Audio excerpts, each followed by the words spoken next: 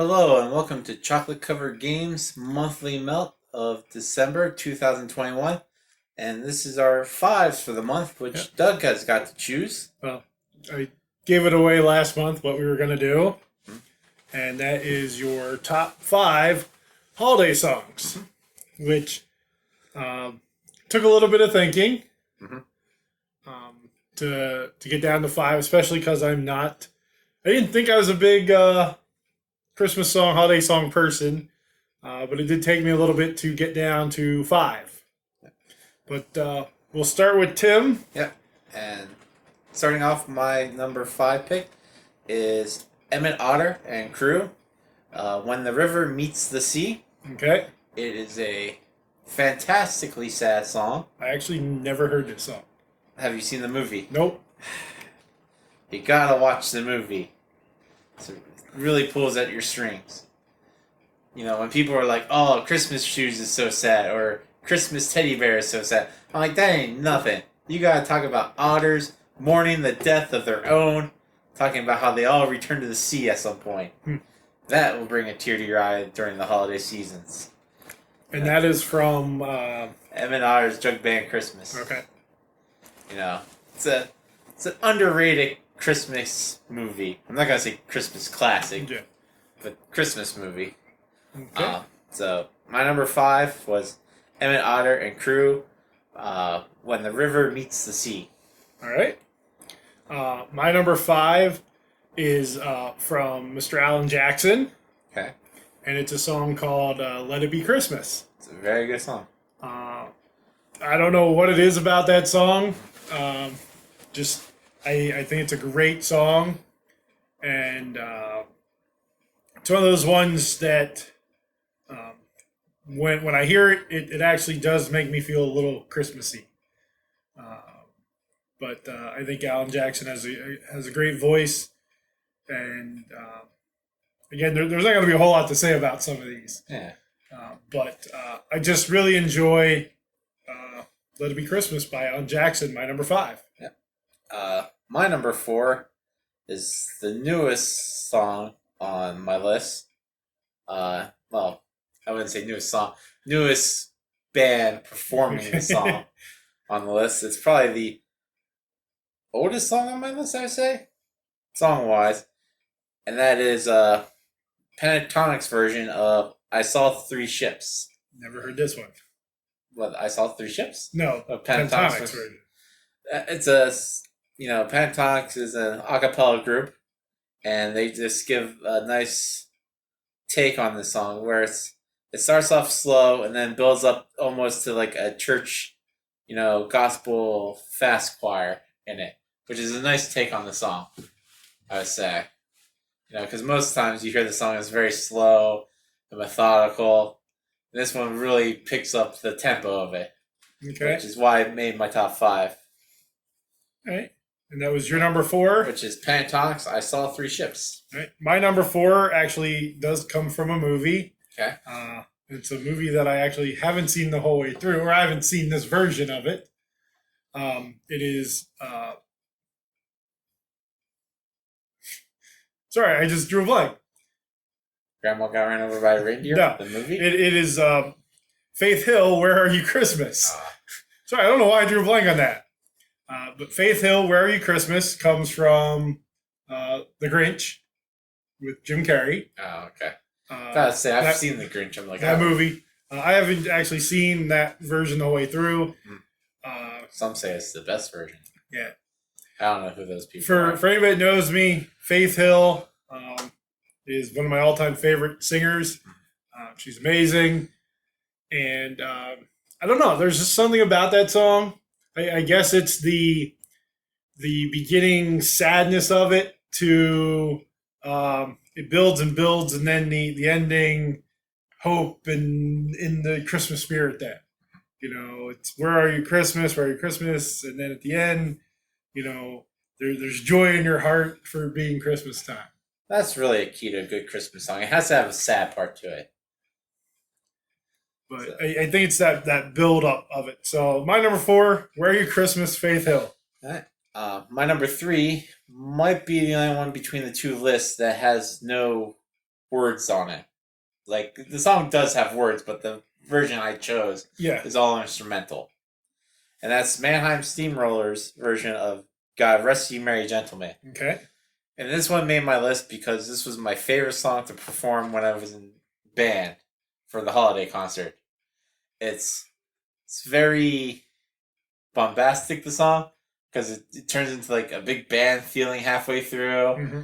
and it's just very bam, bam, bam, and then trumpets are blaring out of nowhere.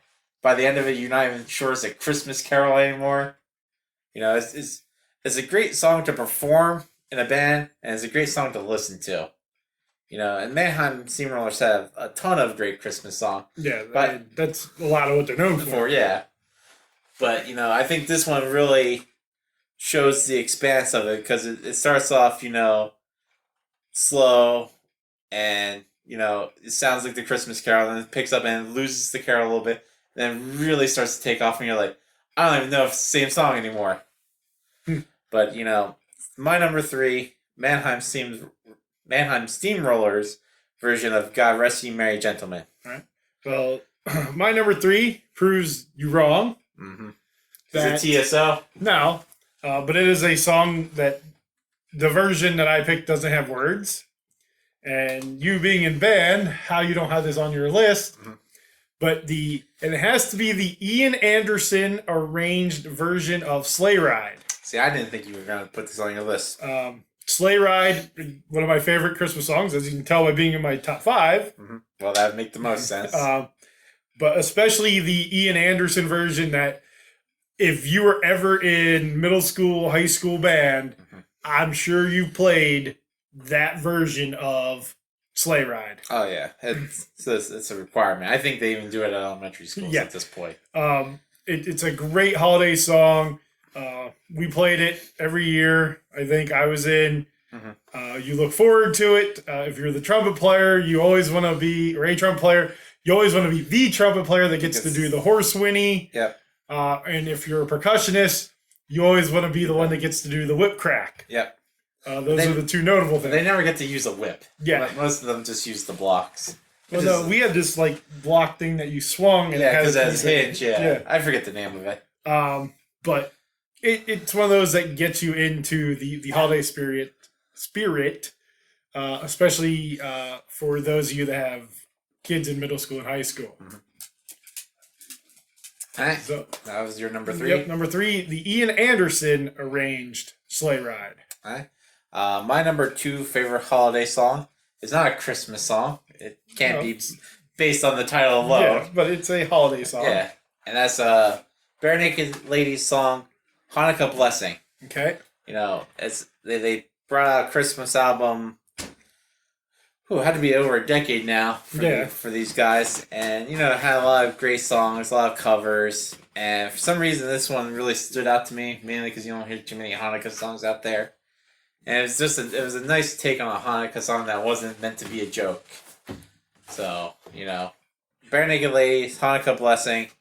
You don't hear it on radios mainly because it's Hanukkah song. Yeah. But that's my number 2. Bare Naked Lady, Hanukkah Blessing. Well, my number 2 is a song that basically came out of nowhere for me. It wasn't a song that I expected. The first time I heard it, though, I love this song. And I actually just got to see it done live recently. And that is Rockabilly Christmas by Big Bad Voodoo Daddy. I just recently got to see them live on their holiday tour. They opened with that song. And it's a great song. Most people that don't know Big Bad Voodoo Daddy as the swing band do know, if you've ever heard the Mr. Heat Miser song. Most of the time you've heard their version. But for me, it's Rockabilly Christmas. Just fun, swinging tune. And really, I could put anything they do in the top 5. I love that swing them Bride Center Orchestra. I love those holiday albums. But my number 2, the great band Big Bad Voodoo Daddy and Rockabilly Christmas. Right. And my number 1 Well, before you get to number 1, do you have any honorable mentions? no, because this is our 5, so I always make it a point never to have honorable mentions. Don't worry, I have some honorable mentions before I do my number 1. So my number 1 is a song that you only hear around Christmas time. Well, most of these you only hear around Christmas time. I hear some of these ones non-Christmassy time. Yep. But it's a song that still gets played during Christmas time that surprises me because I can't imagine too many people are asking for it. You. Yeah, but I don't call into the radio stations and ask for it, which I would eventually at some point. And that's Dan Fogelman, Same Old Lang Syne, which we heard on the way up here. Was it Fogelman or Fogelberg? Fogelman. Okay. There's no Berg at the end. Yeah, I know, but I thought his name was Dan Fogelberg. No. Okay.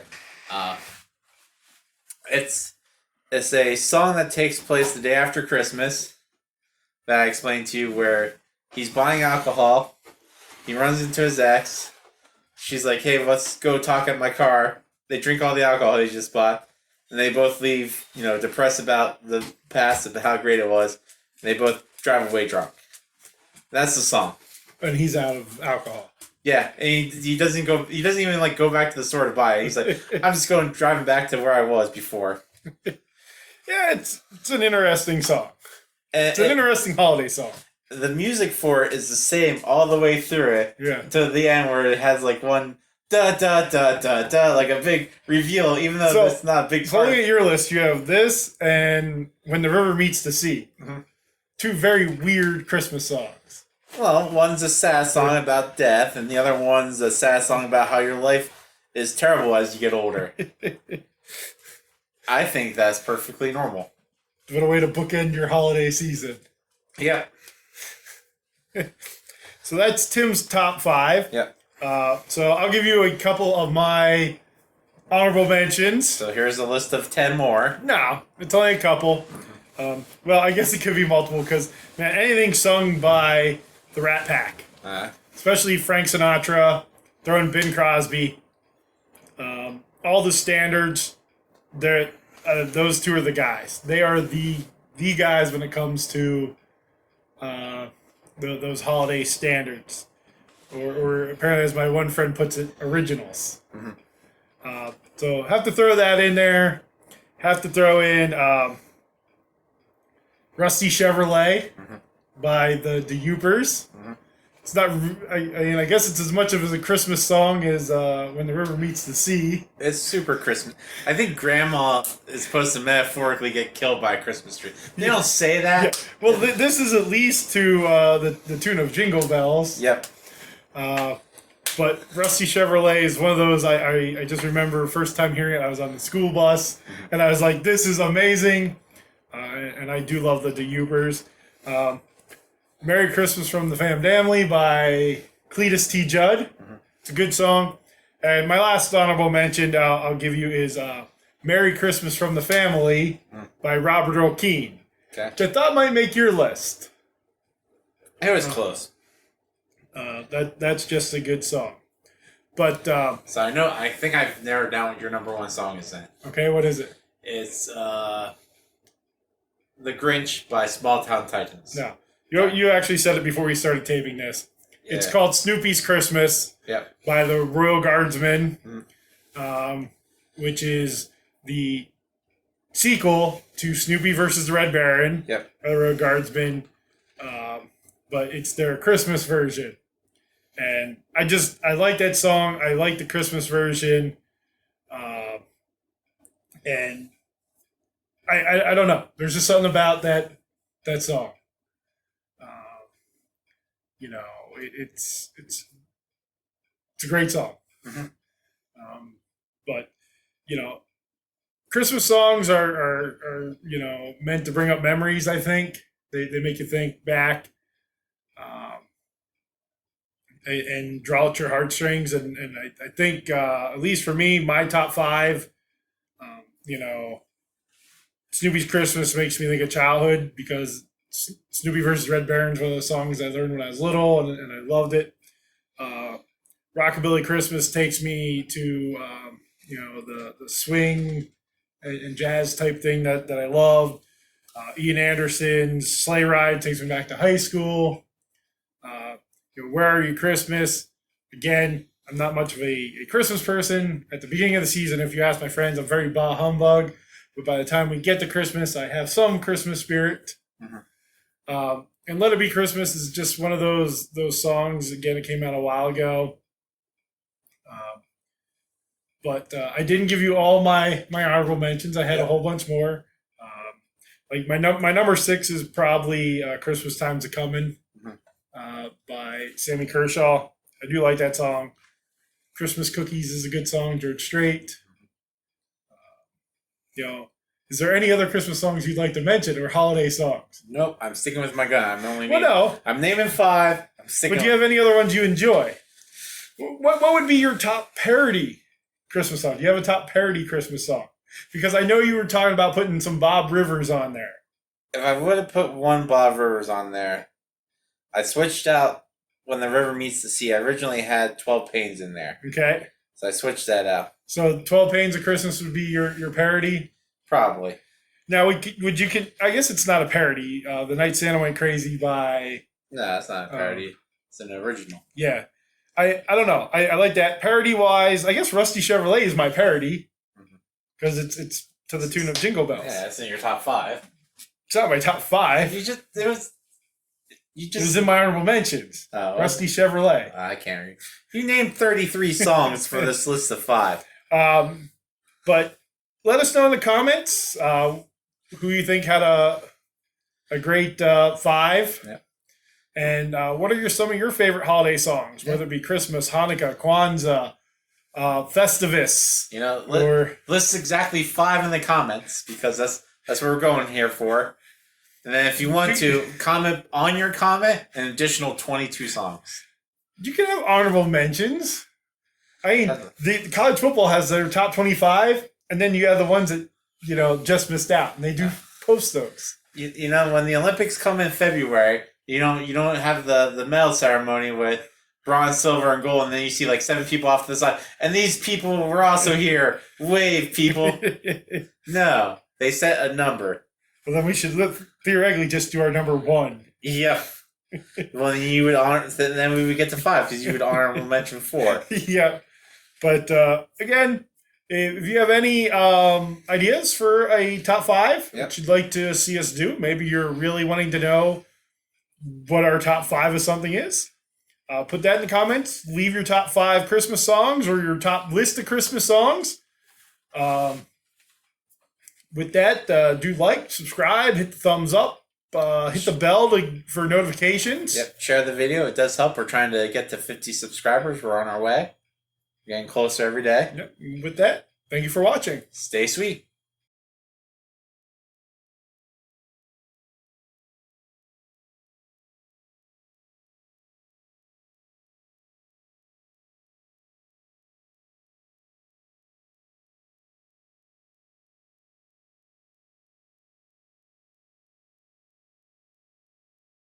Hello and welcome to Chocolate Covered Games. My name is Tim. I am recording this without my brother because we have come to a decision that neither Doug or I care enough about any of the projects currently on any of the crowdfunding pages out there that we would willingly suggest to our lovely followers, subscribers, or people who randomly click on our channel.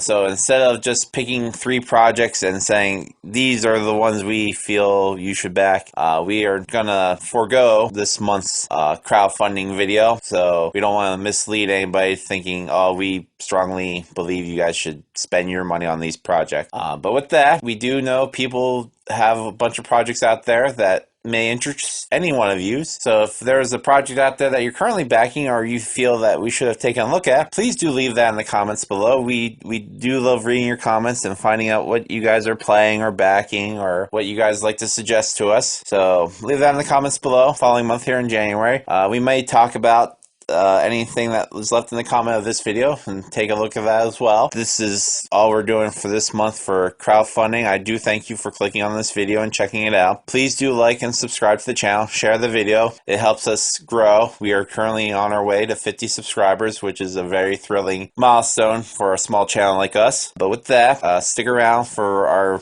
next video, which should be coming out after this one. And with that, I'd like to remind everybody to stay safe, have a happy rest of the year here, and as always, stay sweet.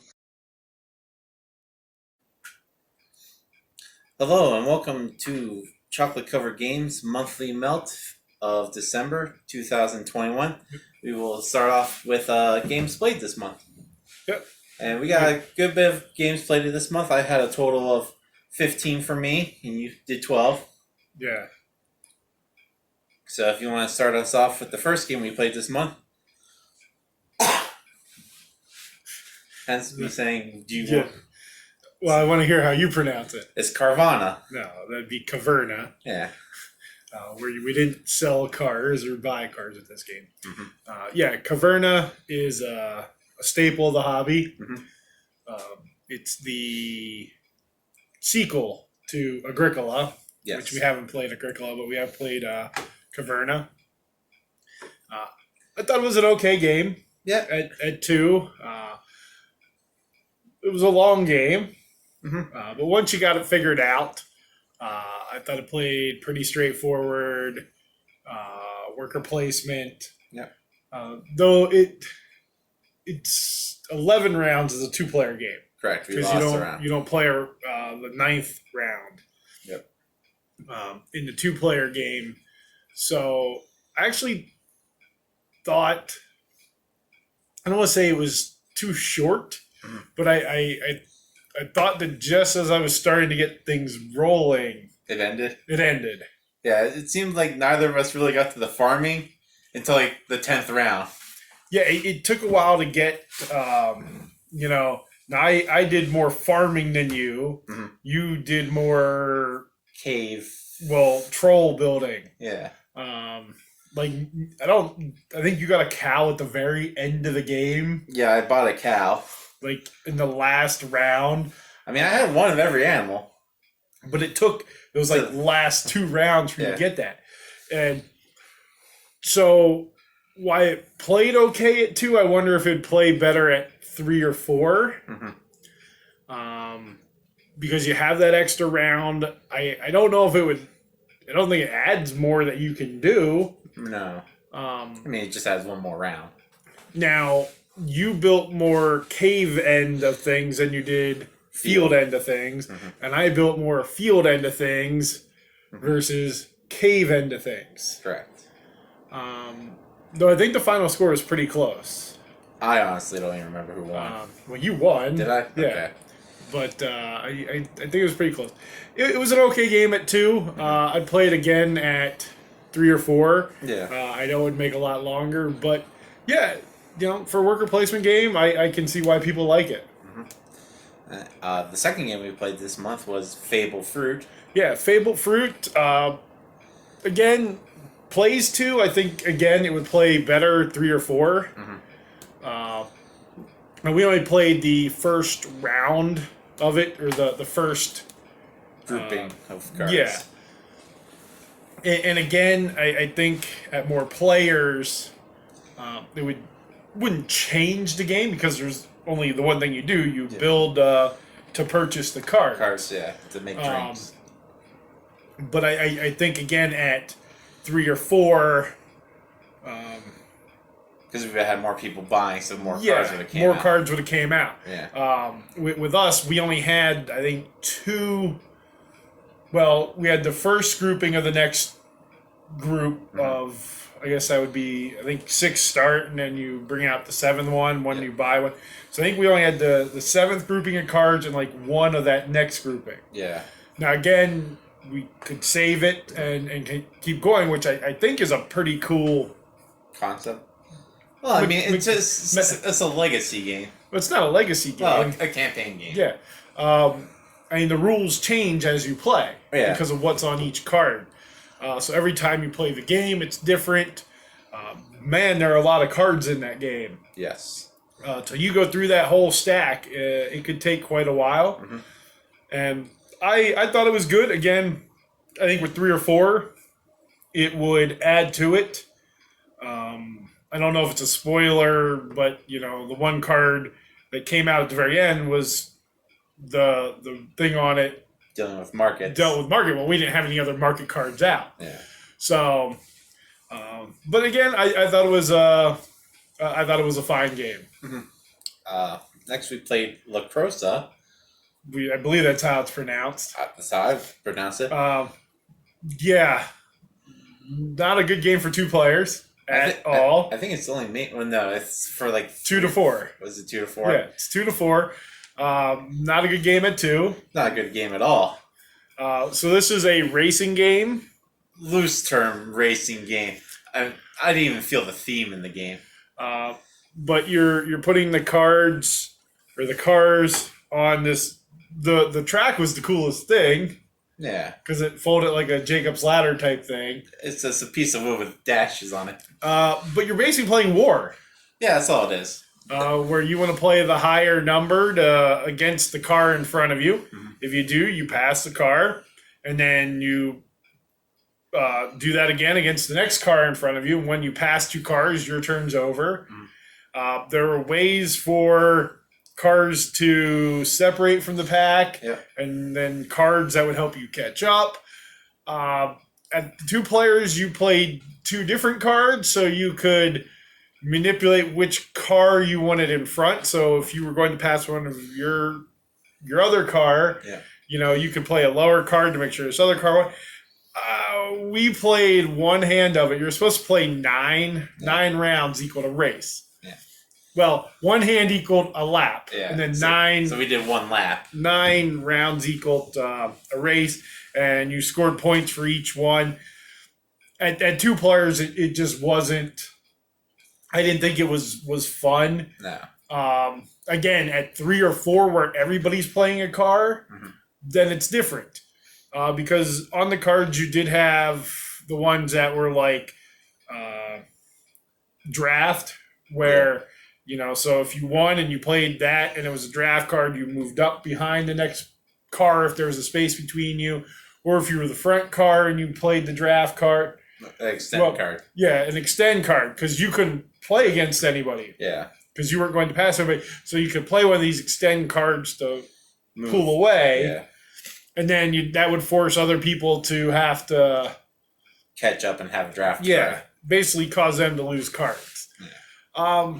Man, this game tried to add a different mechanic to basically the war mechanism, Yeah.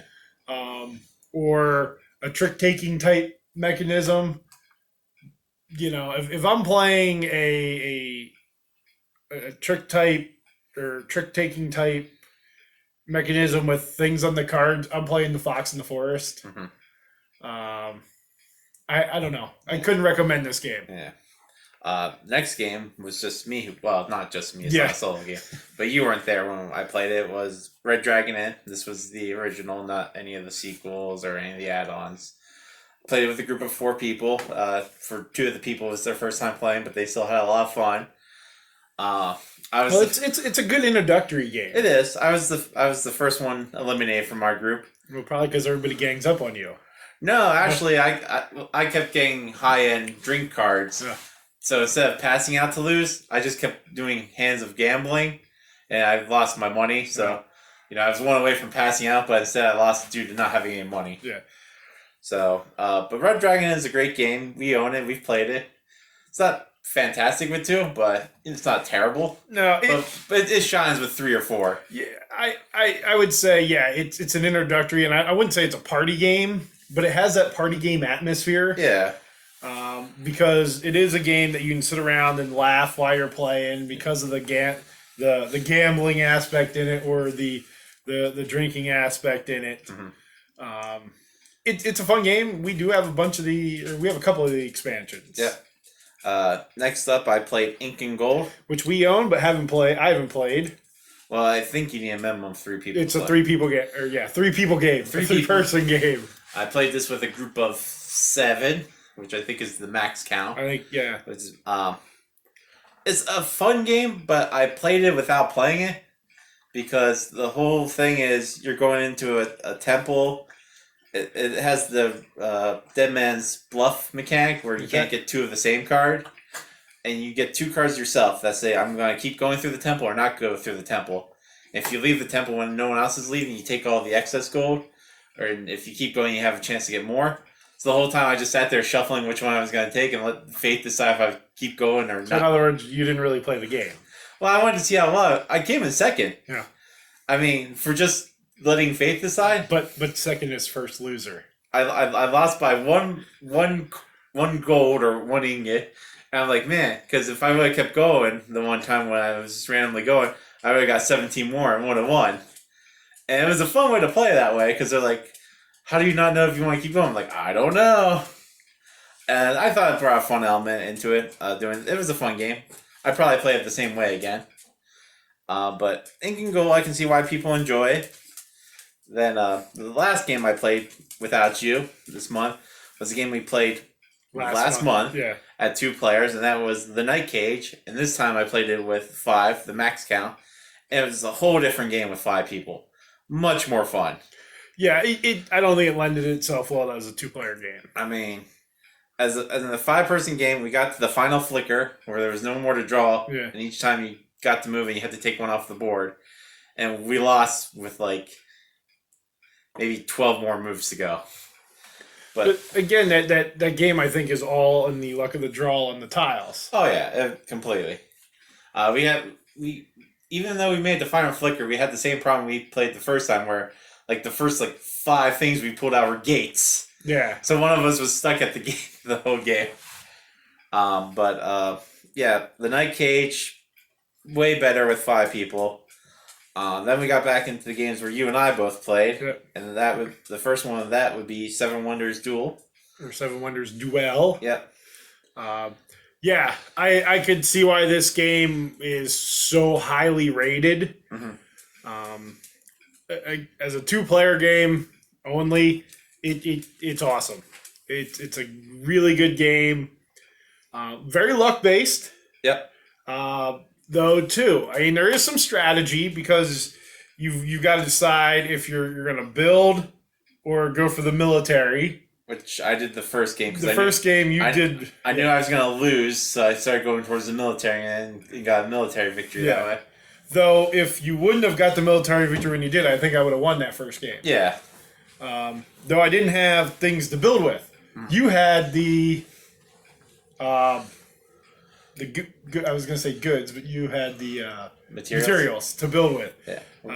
That's what hurt me in the second game. You didn't have any wood. Yeah, I couldn't build anything after the first error. And again, so I just had to keep throwing cards away. The luck of how things came out, you also couldn't get the military stuff. Yep. Because for you to do anything, you kept having to sell the cards to get the money. Yep. So it is luck based, but it is a really good 2-player game. And for me, I love 2-player games, and that 20-minute to 30-minute time frame is my sweet spot. And man, it just hit all the buttons.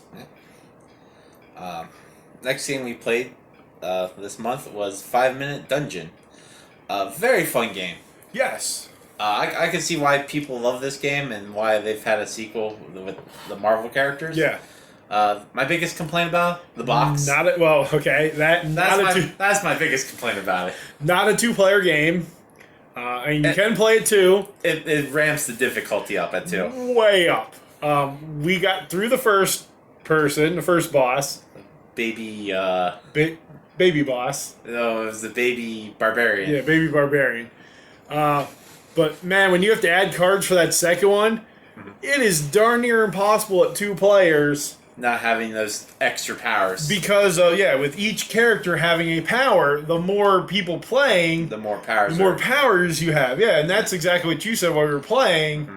You know, if you'd have people, because we change characters, because you can change characters in between bosses. Yeah. The first time we played, we both took where you could draw cards. Yeah. which sort of helped, but sort of didn't. So the second time, then you had like defeated monsters, and I had like defeated an obstacle. Well, it helped except for when we got stuck on like the person. Yeah. So we didn't have something to defeat a person, so we were burning through cards. We could. Where if you had that other player or two other players, now granted your deck is smaller with more players because they also have cards. With the two players, you combine two decks. Yeah. But yeah, I agree. I can see why people think this is a fun game. Next up is going to get my seal for worst game of the month, easily. Really? Absolutely. This is a game that Over the racing one? the racing one wasn't fun, but I knew it was going to end. Well, this one ends. I didn't think it would. Why? Even though it was short, I thought, oh no, I still have cards in my hand. And, well, actually, yeah, I would still say this was worse than the racing game. And that's Dragon Bites. I actually don't remember a whole lot about this game, and we just played it like 2 days ago. To remind you about Dragon Bites is you put 3 dragons down, and then you have weapon cards. Yeah, okay. And you have to equal the number on the cards without going over, because you can overkill these dragons, I guess. And that'd be wrong. That's right. So yes, this is basically Battle Line or Shot and Totten for kids. Because it was sort of, yes. It was to teach you how to add. It was math. It was a way to trick kids on. But the thing is, hey, you need to make 7. Now, how do you make 7 with the cards in your hand? Here's a 3, a 2, a 2. Yay! But so one, the rule book wasn't very good. Well, it wasn't. Yeah, it was a pamphlet. Well, but it wasn't written well because I really didn't understand there was a sleigh mode and a battle mode, and so we thought we were playing the sleigh mode, but I think we did it more as a battle mode because... Well, no, because battle mode is when you upgrade your weapons. And we were facing the dragons one at a time. We would start off with a 1 dagger. But the hard part was, you put out 3 dragons, and again, you could sit there and be like, okay, well, that one needs... 24 to kill it. My whole hand is like 10. Yeah. And you're just going, well, I can't do anything with that one. Yeah, if they were all high numbers, you were doomed because you didn't get to keep your hand. Yeah. In between dragons, you had to discard your whole hand. We think that it didn't say that in the booklet. Yeah, it did, but it didn't. It was just I didn't know when if it you clearly grew up. When it clearly said you don't get to keep your cards, you're like, I don't know. No, what that it means. didn't say that you had to discard your cards, but it also didn't say that you drew back up. So clearly, what it wanted you to do was put the box back on the shelf. I mean, that's like for dragons, you couldn't defeat that round. Did they go away? I think we kept them. Yeah, because we just cleared the cards. I mean, should the cards stayed on there? It didn't say. Nothing said. So yeah, can't recommend Dragon Bites. Yeah. See, I think that's why Dragon Bites took the worst over the racing game, because at least the racing game's rules were somewhat more coherent. Well, I even tried to watch the little video on it for the racing game, and it wasn't very helpful. And apparently that game was backed by Shark Tank. Yeah. Well, they can't be wrong. The next game up was Archaeology: The Expedition. Probably one of the better games this month. I really enjoyed this game. I've seen a couple reviews on it, and people have really liked it, and I can see why. And we played through twice. First time right, second time wrong. Because you kept putting the maps in the tombs, and the sandstorms in the tombs. And because we were in a hurry to try to get through games because of where we were. Oh no! I opened this tomb. What's in here? A sandstorm. It's been in here the whole time. Though it really did change the game. Yeah. But I enjoyed it. I'd like to play through it again with the other monuments. Because the buying treasure and then the sandstorm deciding you have a tent card, and that tent card lets you keep the treasures that you bought, If there's a storm, yeah. If there's a sandstorm. If you used your tank card and there's a sandstorm, you have to give half your treasures to the market. Mm-hmm. So you got to play, think in your hand, okay, man, okay, I have 3 of these, and so like 3 talisman and 2 gold. Yeah. Man, do I sell these to get, because like 3 talisman, if you sold them, that was like 45 points. Yep. And you always had that 45 points. Or were you going to press your luck? Hopefully another sandstorm didn't come out, because that other talisman you need to be able to sell 4 of them for 60 points is in the market. Mm-hmm. So I almost think, would you say this is sort of like Jaipur? Yeah, I would say it's an advanced Jaipur. Which I really like Jaipur. And so this automatically goes high on my list because of that. And because of that nature of that press your luck of holding on. Because in the one game, was it you that had 2 of the Pharaoh things, and I had the other 2, and I knew that they weren't in the tombs because of looking at the tombs. Yeah. Because we had that as one of the things you could do. So I didn't think they were in the deck. I thought they were in your hand. I was trying to hold on to them. And you did, because we had a sandstorm. I didn't want to get rid of them. So I used my tent. Yeah. I pulled the next card. It was a sandstorm. So I was like, well, now I got to get rid of it. So a lot of pressure, luck, and just luck in general. But yeah, I thought it was a really good game. Yeah. Would you say that was your favorite game so far of the month? Just in general? Well, I mean, we have other games here. Next game we played, another big letdown. It wasn't a letdown. I sort of expected it to be right about where it was. That was a letdown. That's Gloomy Graves. Gloomy Graves is you play grave diggers, and you have your own personal grave site, and you have a community grave site. Yeah, but so on the cards, they're little thin cards, and then they're split in half. So they look like a domino. Yeah. And at one burial site, it might be unicorns, and the other one would be fairies or dragons or, orcs. And you lay them down. You always had to cover up half of. Yeah, in the communal one. Yeah. Communal graveyard, you covered up one block of one, and then empty table space. Yeah. Because that helped run. That was the timer of the game. Yeah. And then in your private crypt, that could only be a 3x3 crypt. So you played you had 5 cards in your hand. Okay. You played 1 to your private crypt, so you could cover 1 card, a whole card. You could basically cover anything however you wanted once you built your 3x3. So you started with 1 in your crypt. Yep. And then you added a second one and a third one, and you could replace it however it was, but you could never go bigger than 3x3. And then the way that you scored points in this game, the score area on the side was each of the different symbols at 8, 10, 12, and 14. So, and that got you different level of points. Yep. And what the 8, 10, 12, and 14 was the little symbols on the cards. So let's just say there was a dragon symbol. You counted up the largest area of that dragon symbol in the community one, and if a card had a grave digger on it, that was like a wild. So you counted up the largest of that area in the communal one, and the largest of that in your private one. So you need to know what you're going for and when to score it, because once you score that, you can't go after that one again. And then you have to quickly shift to try to score a different one.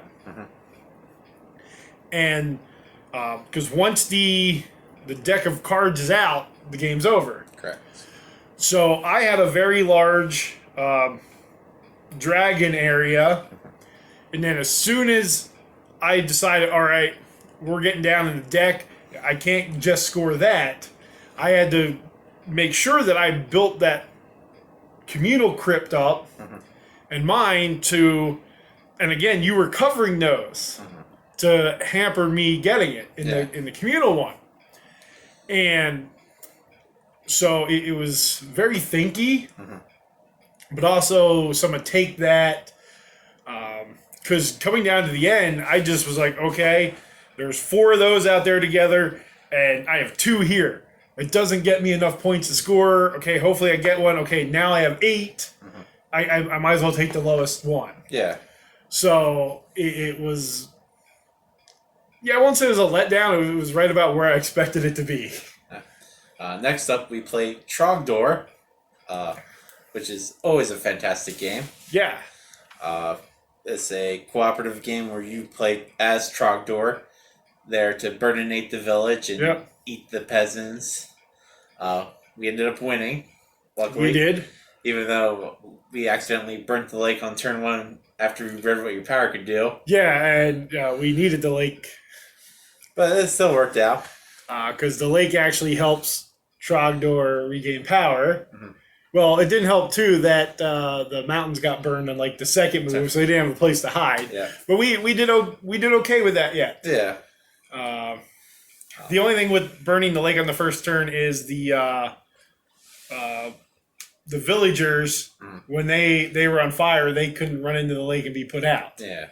But the only thing with that is when they were done burninating other areas, they went to the void. Yep. Or also the void.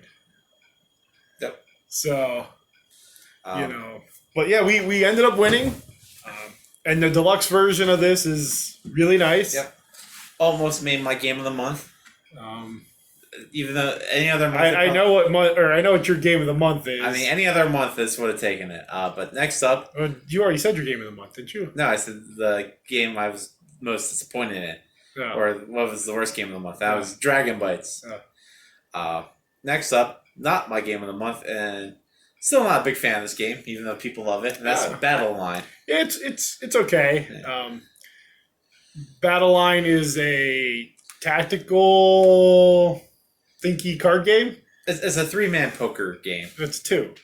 It's only a 2-player game. 3-man card poker. I mean, Because so you're always playing 3 cards. You play 1. Well, to make a group of 3.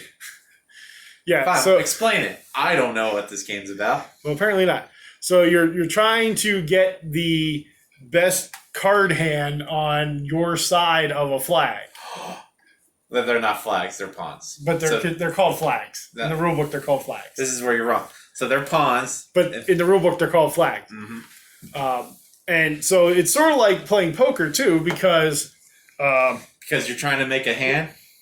3 of the same color and in sequential order is the top, and then I believe it's 3 of the same color. No, 3 of the same number, then 3 of the same color. But we played with the tactics deck this time too. We never played with the tactics deck before, which man did that add a lot to the game. Yeah. Because it lets you change cards. You know, there's one that lets you change a card on your side to a different spot on your side. You had the trader card that lets you take a card from my side and place it on your side. Then there was one that was like the fog, which made it just whatever the total on the cards was. It didn't matter what colors or anything. It didn't matter if it was considered a brigade or any of the other things. The one I thought I was going to win, you played the mud card, which made it that you had to add a 4th card to it. Yeah. So it's a very thinky game, and that tactics pile adds to it. And you know, I've never played Shot and Totten, so I don't know if it's changed. Battle Line has changed much from Shot and Totten, but I enjoy Battle Line. Shot and Totten has the Scottish look to it, so I'd like to play it with that look. Yeah, Battle Line's a fine game. Yeah. Next up on our list is probably my game of the month by a long shot. And it's a terrible game. No, best game of the month for me. and that's Pylos. Terrible game. Pylos is an abstract strategy game where each player plays as a different color, like in checkers. But instead of disc, you have these balls that you put in the divots on the board. And if you create a square of 4 of your own color, you get to take one of your balls back. Well, it's not a square foot of your own. Yeah, it has to be a square of 4 of your own color. Oh, that's right. And if you do that, you get to take one of those ones back into your reserve. And then you're trying to make a pyramid and be the person on top of the pyramid. If at any point you can move one of yours from the lower level to another level, you can instead of using one from your reserve. Yeah. The key is never to use any from your reserve if you don't have to. Yeah, the 4 of your own color lets you bring one back. Okay. The square of 4, no matter what, lets you move one up. Yeah. So Terrible game. So you definitely want to be trying to use as much as you can that's already out before having to add more in. Yeah. I do think I wouldn't say there's a first player advantage, Well, no, because it's really random. but I do believe once you start building up, Mhm. then the first person who can actually move up a level Mhm. has the advantage. Yeah, because whenever I had the option between blocking a 4 for you or moving one of mine up, I would have always moved mine up because it uses less from my reserve. Yeah, but also it forces that other person to build on that level below. Yeah, So I always ended up finishing, the bottom. levels, and then I had less in my hand. Mhm. Because in the first game, you had like 5 pieces yet, and I was out. Yep. Well, that's to be expected. I consider Pylos one of the best games out there for 2 people because it's simple. It's not language based. Spoiler, not in my top 100. I thought it was like your number 93. I just don't like abstract strategy games. I think abstract strategy games are fantastic. And we ended the month with another 2-player game, and that is The Duke, which we also played last Yep. month. So this is the first game we've ever had on this channel where we played back-to-back months. Yep. And it was a special reason that we played it this month as well. Yeah. It was actually wasn't the first hobby game we played. No. The first hobby game. Mhm. Well, I won't say that because you had, Heroescapes? yeah. Yeah, Heroescapes is awesome. I still own it. Yeah, but I mean, Awesome. like that we went out to and played someplace. Mhm. That was Castle Panic Yeah. at that International Tabletop Day. But this was the first game that we at the game Table Cafe. Game Table Cafe. Our first time there. This was the first game we played. Yep. Check out the interview we did with the owner of Yep. the place. Came out earlier this month. And with them closing their doors here, we wanted this to also be the last game we played there. Yep. And if you like chess, you'll like the Duke. Yeah. You move the pieces and then you flip them over, and it does basically the opposite thing. Then, good game, Mhm. very strategic. We didn't use any of the expansion tiles like we did last month. And I won both times. Mhm. And it's a solid game. Yep. It is a very solid game. I still like the Jarl a little better because of what it adds, but Yeah. the Duke is a solid, good game. Yeah. Euro doesn't have any expansions as far as I know. No, everything was for the Duke. Duke. Yeah. So yeah, the Duke is a fun game. The expansions do add a lot. We haven't played all the expansions. Eventually, we'll probably end up buying the Duke Legacy. Yeah, that has all the expansions in it. And I believe that's the only way you can buy it now. Probably. But yeah, it's a really good game. So we know your game of the month was, Pylos. and your least favorite game of the month was That went to Dragon Bites. Yeah, there it is. Dragon Bites. Because it says in the name, it bites. Yeah. So I would actually say that's probably my least favorite game of the month too. Yeah. Here, I thought you were gonna say Pylos. That's a very, very close. The rule book on Dragon Bites just wasn't Great. good. My game of the month it's a very tough choice between Seven Wonders Duel It's clearly this one. and Archaeology the Expedition. I'm gonna go with Seven Wonders Duel, just because we own that now and it's easier for us to get to. Though, man, I'm hoping that I can find a copy of Archaeology. Maybe it'll. It's fairly new. Yeah. Yeah, it shouldn't be too bad. It was a really good game. Yep, and with that, hey, let us know down below in the comments if you played any of these games that we played this month. Let us know what you thought about them. Yep. What or let us know what games you played. Yeah, it's always fun to hear. We always have a couple comments about games people played, and I like to hear that. Like Tim said, on our list, let us know if you played anything. Let us know if you think any of these games are great games. Let us know if you played something like 5 Minute Dungeon with 3 or 4 people and really enjoyed it, because it's a game we both liked. We just think it would have played better with more. Let us know in the comments why I'm right about Pylos and Tim is wrong. Our crowd's a thinky crowd, I'm pretty sure. Yep. But again, if you played anything, let us know. It's so awesome to hear from people what they're playing every month. Yep. Also, like and subscribe to the channel. We're getting close to 50 subscribers, which would be awesome to eventually. Share the video, it does help. And with that, stay sweet.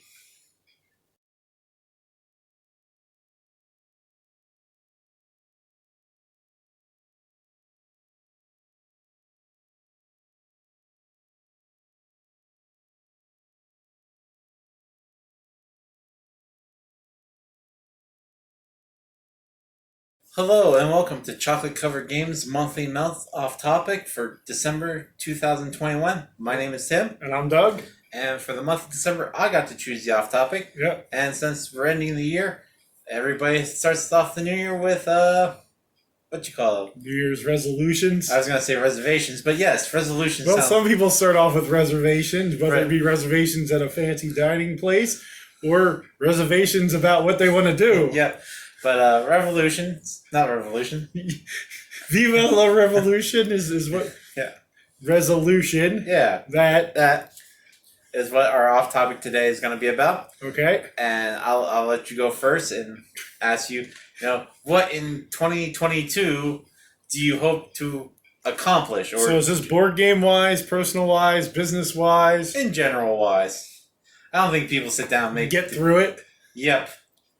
I can't beat it. That's not That mine. sounds like an answer for you. No. I'm giving up halfway through the year next year. What would be, well, board game wise, I'm going to go with what I had also for 2021 and I didn't get to do. Okay. My board game one, well, I have multiple board game ones. 2021 was play a historical miniatures war game. Which we did. We didn't. We played Battle Line. It had miniature flags. So we were thinking of going to Historicon Yep. this past year, which would have let that happen, but we didn't end up going. So again, I'm going to put that on my list for 2022. I guess I can put that on every year until I do it. Yep. But a board game New Year's resolution, play more games. We got a lot played in November and December, but early in 2021 and through the summer, we didn't really play it all. Oh, and I actually, play more games, that's always a thing. Yeah, that was a terrible answer. I was just going to say that. For 2022, I would like to start a Chocolate Covered Games monthly meetup for people to come and play games. I thought you were going to say play 2022 games. That'd be really impressive. We don't own that many, You don't have to own it to play them. and I don't know where we find that many. So, what would be your board gaming one then? My board game, Resolution. that word, would probably be play. I mean, it's not really a resolution to. I mean, I guess it is. Yeah, to start a meetup. That's one. Yeah. Yeah. Because I'm gonna say, when I think resolutions, like get healthy, quit smoking, board game resolution, Start quit smoke. cheating. Yeah. Uh, So I would say play a game that baseline is 6 hours minimum. I've already done that. Yeah. So I want to play a game that's between 6 and infinite hours. So you want to play like Twilight Imperium, Yeah. That game Mythwind would have made my list, Through the Ages. but I didn't back it because I don't believe it's a game Yeah. if you can't win. Now, would you also consider those like mega games? That are at conventions? Yeah. Yeah, but they normally don't last that long. They normally Some of those do. I guess a couple Like of them. the ones where it's like diplomacy. Yeah. Well, because you're still playing a game, so I would say yes for that. And that one we played at Gen Con the one year could have went that long if you wanted it to. Yep. I would have quit though, because I think 2 hours at that was enough. Yeah. Um, But yeah, I want to play a game that's 6 hours or longer. okay, so then that's your board game resolution. Revolution, yeah. What about?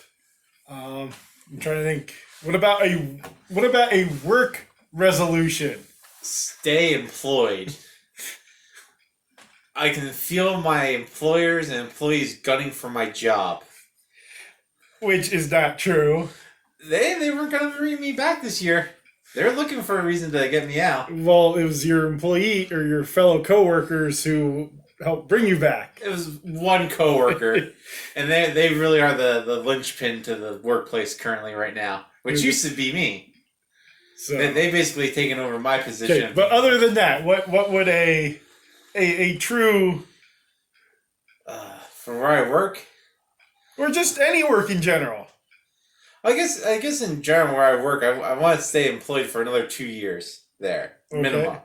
Because at 2 more years, I've been there for 13 years, which means I've been there from when kids started at kindergarten till they graduate, and it'd probably make me the longest person there.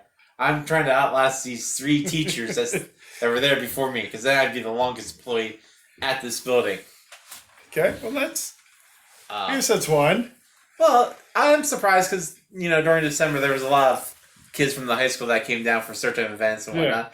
And how many of them remembered me, which was nice. Mainly because a lot of the teachers they had and whatnot were no longer there. Yeah. So it was kind of nice to see them and remind myself how old I am. And they came down and they're like, Okay. "You're still here." I'm like, "Oh, no, don't remind me." So what about then for good deeds and charitable? That's not a resolution. Yeah, it is. No, a resolution would be like, I want to do good deeds and charitable. Okay. So mine would not to be good deed and For charitable. okay, for volunteerism, Yeah. what would be one of your Do less of it. Volunteering is just people that can't get paid to do something. They do it for free, like a fool. No, I mean, would a resolution of yours maybe this year be to actually volunteer someplace again, Probably not. since you don't volunteer any place? And for a good reason. People are like, "Oh, I hate volunteering. All I do is all this help," and they yell at me. I'm like, "What do you get out of it?" Like, nothing really. I don't feel good inside. I don't get any money for it. No And upside to it. especially now that I you mean, know. I'm not saying I'm a horrible person for hating volunteering, but if there's something out there that needs to be done, ask to be paid to do it. Well, I think one of your resolutions could be to help me with my volunteering more. No, I disagree with that. I think that would be a wonderful. That's not how volunteering works. Any life resolutions? And surviving through the year is not one. Can't be it. I would say be happier. That's impossible for you. You're always grumpy. Well, that's the thing. People are constantly on me about this or that. I mean, I never complain about anything to you. Mm-hmm. The founding fathers said we have the right to pursue happiness. I might take them up on that this year. People are constantly yelling at me. You're like, "Oh, you should do this with your life. You should do that with your life. you should lose weight and you'll be happier with your life. I don't tell you that stuff. People tell me that. I didn't say you. I just said people in general. You know, no one walks up to Santa, the jolly large man, and be like, Santa, if you lose 35 pounds, you'll be happier. And he's like, oh, happy. I just try to get you out and do things. Yeah. Instead of being miserable. I'm happiest When you're miserable? When I'm not out doing things. You're happiest when you're miserable and you like to complain to me? The happiest year of my life so far was 2020. By far. Because I didn't have to go to sporting events. I didn't have to go places and deal with human beings. I was nice and comfortable. Yeah, but you like board gaming and going out and playing board games with people. Yeah, but it's not in a large group of people. Hey, I mean, I'm not like at like a Woodstock or at like the Giant Center. There we go. That would be something. Start a board game Woodstock. Yep. That's a financial burden on me the first year. It ends in tragedy. That way, 30 years from now, when they redo it, Yep. I mean, no. What would one of your resolutions then be for the channel? Ooh. I think I know one that you would say. Probably get a new camera or new lighting Okay. would be up there. I think sound wise we're pretty decent for the time being. I thought you were gonna say get the studio, Well, work on a studio setting. well, hopefully that happens sooner. But yeah. I really thought you were gonna say have me do more work. No, when I used to have you try to edit the videos for your own channel, more or less was, how do you do this? And I was like, you just did it. And you're like, how do you do it? And I basically stand over you and do it for you while you sat. So I'm the one who clicked the buttons. So all it did was take away a chair from me and force me to stand while watching you do it, while watching me tell you what to do. But I'm the one who clicked the buttons. Yep. That's where it really boils down to. Hey, any other resolutions or things? No, I think that's pretty much it. Aiming to be happier. It's going to be a tough one. Continue with learning Spanish. I just hit my 1,100th day of taking Spanish lessons through Duolingo, which maybe I should switch which company I use for learning languages because I haven't retained any of it. But I think that's just on me. I don't retain languages in general. I mean, so going away from resolutions then, what about just some other goals? Other things you'd like to do this year? A vacation by myself is high on my list. Because most of my life, people said, Tim, you can't go anywhere by yourself. You'll get lost. You'll die in the woods. You'll be a disappointment to all of us. And I said, I just want to go 2 towns over. And not going to happen. And where would you like to go? I'm thinking Erie would be You'll get lost. I drive until I hit a body of water. That's not hard to do. And I drive north till I hit a body of water. Well, then that would be the St. Lawrence River if you just drove straight north. Then you follow it west until you hit the big lake. Well, not the big lake, because Lake Erie's not the big lake. Yeah. But the lake. And then I would be in Erie to do Erie things. Sure, there's like scary Erie things or like Erie the town things. I don't know what they have to do in Erie. I'm sure they have things. Presque Isle. I'm sure they have other things. To their a casino. Yeah. If I get my minor league baseball. Nah, I'm not gonna do that. Those are your choices. I'm sure. You go swimming in the lake. I'm sure they're a robust town. Well, maybe I'll go to I don't know, Rochester, New York. I've been outside of Rochester. They have a play museum, which I heard is interesting. Yeah, I've been outside of Rochester. That's probably just as far as Erie. But no, it's farther. Erie is a place that we haven't been. That corner of the state. Mm-hmm. We have not been to that. Been to every other corner of the state. Mm-hmm. I mean, we've been to the northeast corner, southeast corner, southwest corner, but only 80. We've never been above 80 in the northwest part of the state. Well, I lied. We've been to Clarion. Yeah, there wasn't anything there. We went to the university. And ate at KFC. Yeah. I only remember that because they had a giant Colonel Sanders in their restaurant. It wasn't like an inflatable one. It was an actual Statue. like plastic statue. Yeah, it was like life size. Yeah, like when they used to have the Ronald McDonald Yeah. life-size statues. Yeah. Mhm.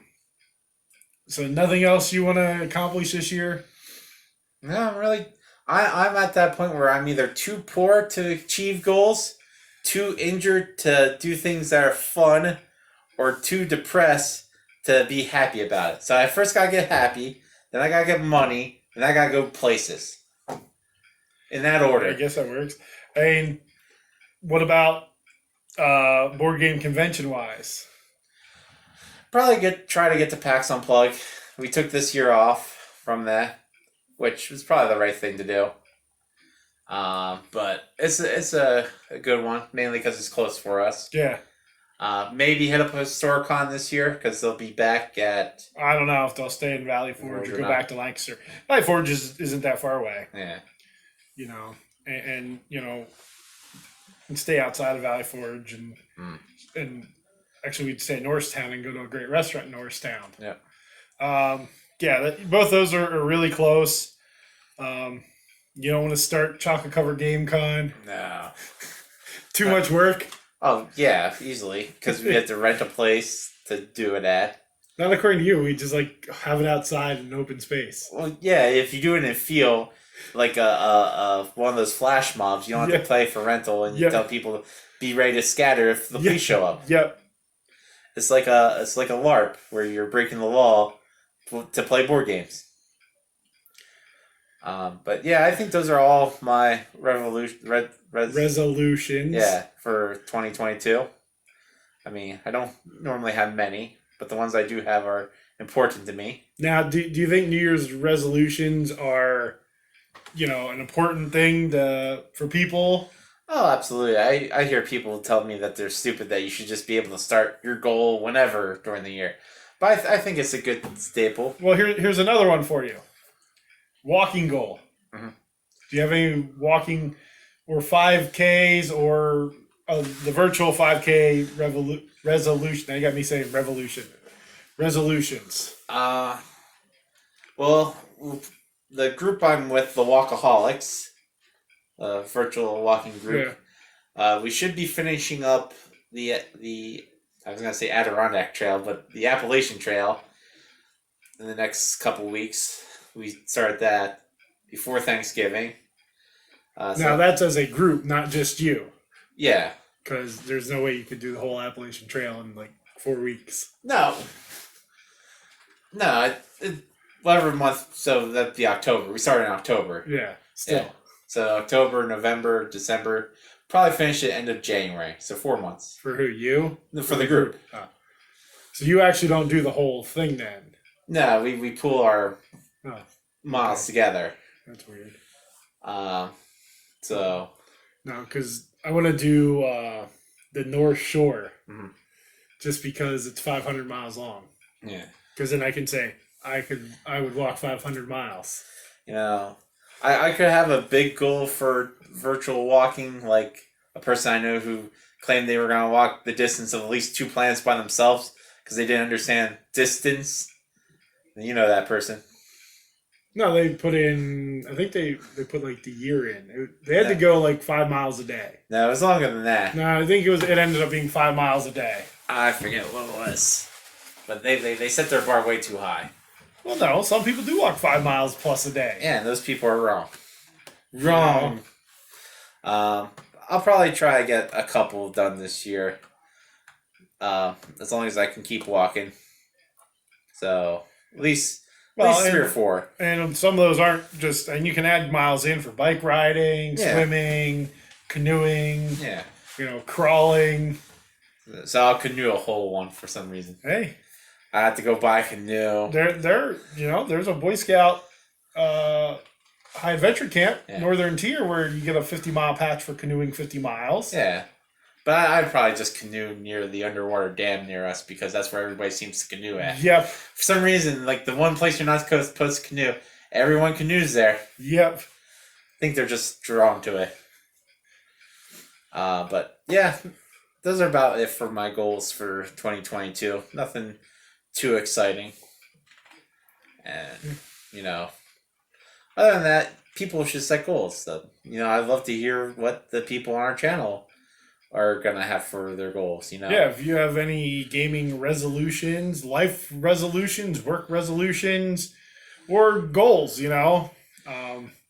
something you want to accomplish this year that, is high on your list of things to do, whether it's work, play,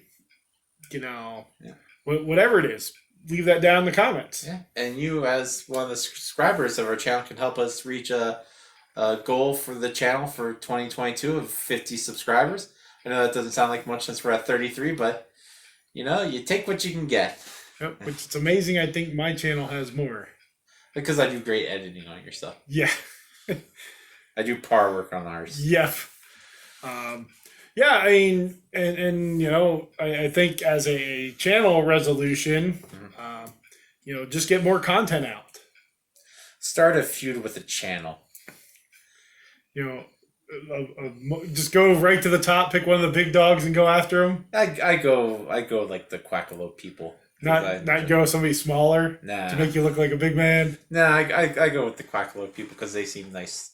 I like to pick on people that seem nice. Yeah, again, in the comments, let us know any resolutions or give us some ideas of what you think our channel resolution should be. Yeah. Do you want more of me? Yeah. That could be one. Yeah, have him do more editing. That could be too. Have Tim learn how to edit better. I've done a lot. Our channel used to have 0 editing. Now we have some. So, but thank you for watching through 2021. Yep. It's been an interesting year. Again, hopefully we can get back and get some more content out. This was a super crazy year for us. Mm-hmm. And again, I just thank everybody for tuning in, for liking and subscribing, for sharing the videos. Yep, that's a big help. And leave in the comments below what your revolutions are. Resolution. Nope, I want to know what their revolutions are. Let us know who you're planning to overtake with your coups, people. What side we should back in the next revolution. Yep, we'll be on your side. And with that, stay sweet.